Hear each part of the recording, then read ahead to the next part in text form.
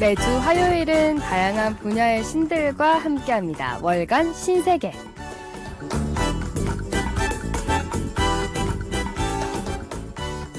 매월 셋째 주 화요일 생존의 신과 함께 여러 재난 상황과 관련한 대처 방법을 배워보겠습니다. 이 시간 함께해 주실 생존의 신 진병문 한국재난안전협회장 나와 계신데요. 안녕하세요. 안녕하십니까? 네, 오늘은 아파트 화재의 원인과 올바른 대피 방법에 대해서 알려주신다고 들었는데 네. 아파트 화재 주요 발생 원인은 뭘까요? 여러 가지 있겠지만 그 중에서도 이제 그 무리한 전기를 사용함으로 인해 가지고 전기 제품의 합선이나 그다음에 에어컨 실외기가 보통 이제 먼지가 많이 끼는 이런데 외부 쪽으로 나와 있죠. 그래서 이제 그런데 청소가 잘 안 됐을 때 먼지에 의해서 합선 이렇게 해서 불이 나는 그런 경우가 있고, 네. 그다음 주방 같은 데서 이제 음식물 조리를 하잖아요. 그때 사용하는 게 주로 이제 식용유인데 식용유는 일반 유리하고 달라가지고 내부 온도가 높아서 이 화재가 발생하면 굉장히 좀 심각한 문제가 발생을 하는데 거기서 이제 식용유 같은 거 취급을 하다가 불하고 이제 이렇게 만나는 경우가 있겠죠. 네. 그다음에 이제 담배꽁초 같은 걸 뭐 이렇게 하고 막 버리고 그런 경우들이 지금 현재 통계로서는 주요 발생 원인이다. 뭐 그렇게 얘기를 하고 있습니다. 네, 협회장님. 그래도 아파트는 층마다 소화전이나 소화기가 비치되어 있잖아요. 그렇죠. 예. 그래서 보통 이제 그 아파트는 엘리베이터식과 복도식으로 나뉘는데 엘리베이터식은 이제 두 집이 마주보고 있잖아요. 그래서 이제 그 엘리베이터를 바라보고 서면 왼쪽이 소화전, 오른쪽이 이제 소화기가 주로 비치가 되어 있어요. 네. 그런데 소화전은 사용하는데 애로사항이 있습니다. 왜 그러냐면 혼자서는 하기 힘들어요. 네. 발화점에다가 이제 이 포셋을 이렇게 겨냥을 해야 되고 누가 한 사람이 틀어줘야 되잖아요. 네. 그래서 항상 2인 1조로 작업을 해야 된다는 게 제일 중요한 포인트입니다. 그다음에 이제 오른쪽에 보면은 그 빨간 그 소화기, 분말 소화기라고 네. 그러는데 그게 이제 키로가 안에 약재가 3.3kg라서 이제 우리가 보통 3.3kg 소화기라고 얘기를 하는데 그런 것들도 이제 그 사용법 이런 걸 미리 숙지를 해주는 게 좋겠고요. 그다음에 이 불이 나면 자동 화재 탐지 시스템이라는 게 지금 아파트에는 그 6층 이상 아파트에는 의무적으로 설치가 돼 있고 5층 이하에는 단독형 감지기가 천장에 보면 이렇게 하얗게 돼서 이렇게 뚜껑같이 달려 있는데 네네. 예, 거기에 이제 열이 가면 거기서 자체 내에만 알람을 경고를 줍니다. 그래서 네. 대피할 수 있도록 하는 그런 장치가 돼 있죠. 예. 네, 이렇게 불길을 잡을 수 있으면 좋겠지만 또 불이 너무 번졌을 때는 대피를 해야 하는 그런 상황인데 그렇죠. 예. 이때 이제 대다수가 우왕좌왕하지 않을까요? 그래서 지금 이제 아파트는 일반 그 다른 그런 다중이용 시설이나 개인 주택에 비해서 이 방화 시설이 굉장히 잘 돼 있다고 보면 됩니다. 네. 아파트 문이 방화 셔터고 그다음에 아파트 벽이 방화 벽으로 되어 있기 때문에 거의 대부분의 아파트 화재는 한 90% 정도는 발화 지점 자체에서만 소멸이 되고 외부로 번진데도 바로 윗집이나 왜 네. 뜨거운 공기는 위로 올라가잖아요.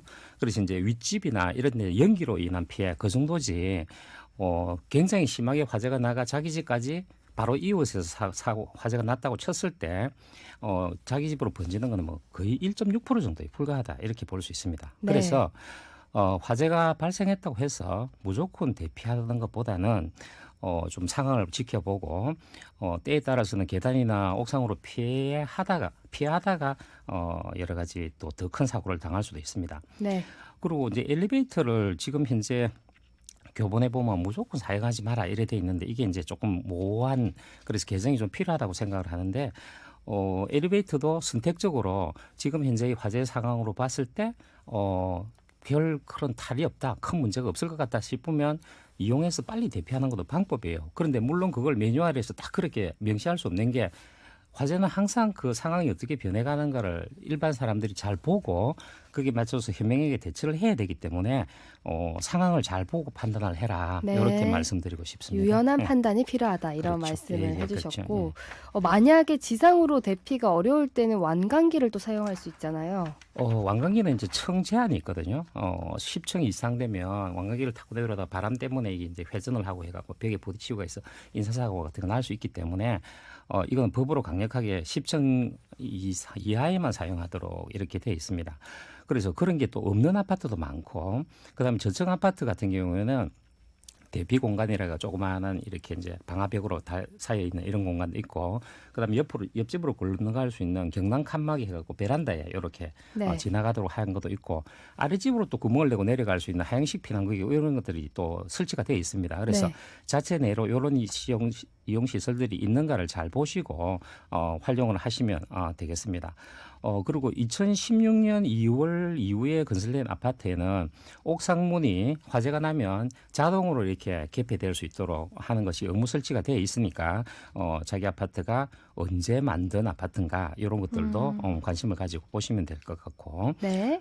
예, 그래서 이제 그 자동 개폐 시설 이런 게 안 돼 있는 그런 아파트들도 지금 현재 꾸준히 자꾸 설치를 하고 있는 그런 상황입니다. 네. 그러면 아파트 화재가 났을 때 좀 어떻게 대피를 하면 좋을까요? 요게 이제 요번에 소방청에서 새로 개정한 내용입니다. 그래서 화재는 크게 이제 두 가지로 나눌 수 있는데, 자기 집이나 자기 집 바로 근처에서 화재가 났을 때와 네. 다른 곳에서 났을 때로 분류를 하는데, 자기 집이나 자기 집 근처에서 발생했을 때도 이제 1번과 2번으로 나눕니다. 1번은 자기 집에 화재가 발생을 했지만 대피가 가능한 상황이면 조금 전에 설명해 드리는 것과 같이 상황을 봐서 신속하게 대피를 하면 되겠고요. 자기 집에서 화재가 발생했거나 이웃 집에서 발생을 했는데 입구 쪽에서 네. 화염이 들어오고 연기가 돌아갔고, 그러면은 그 뒤에 상황을 모르잖아요. 문을 열고 닫으면 어떻게 될지 모르니까, 이럴 때는 할 수 없이 집 안 자체 내에 자기가 대피할 수 있는 구간을 활용을 하시는 게 좋습니다. 아까 설명했듯이 대피 공간, 경량 칸막이, 하향식 피난구 이런 것들을 이용해서 할 수 있도록 하시고, 그다음에 빨리 119에 신고를 하셔서 내가 안에 화재가 난 집 안에 갇혀 있다 하는 것을 빨리 외부에 알리는 이런 게 좋은 방법입니다. 네. 그다음에 그다음에 이제 세 번째, 다른 곳에서 화재가 발생했는데 화염과 연기가 우리 쪽으로 들어오지 않을 때는 당연히 일본과 같이 빨리 외부로 대피를 해야 되겠죠, 그죠? 근데 이제 다른 곳에서 났으면서도 불이 이제 우리 쪽으로 들어올 때는 아까 설명했는 이번과 같이 자기 집안에 대피할 수 있는 공간을 확보를 해서 문틈 같은 데는 이제 젖은 수건을 갖고 다 막고 이렇게 해서 대피를 하면서 내가 고립되어 있다는 걸 이제 외부에 알리는 그런 게 중요하겠죠. 네, 오늘 월간 신세계 생존의 신 진병문 한국재난안전협회장과 아파트 화재 사고의 원인과 또 대처 방법까지 알아봤습니다. 오늘 말씀 고맙습니다. 예, 감사합니다. 부산교통방송입니다. 교통사고 예방을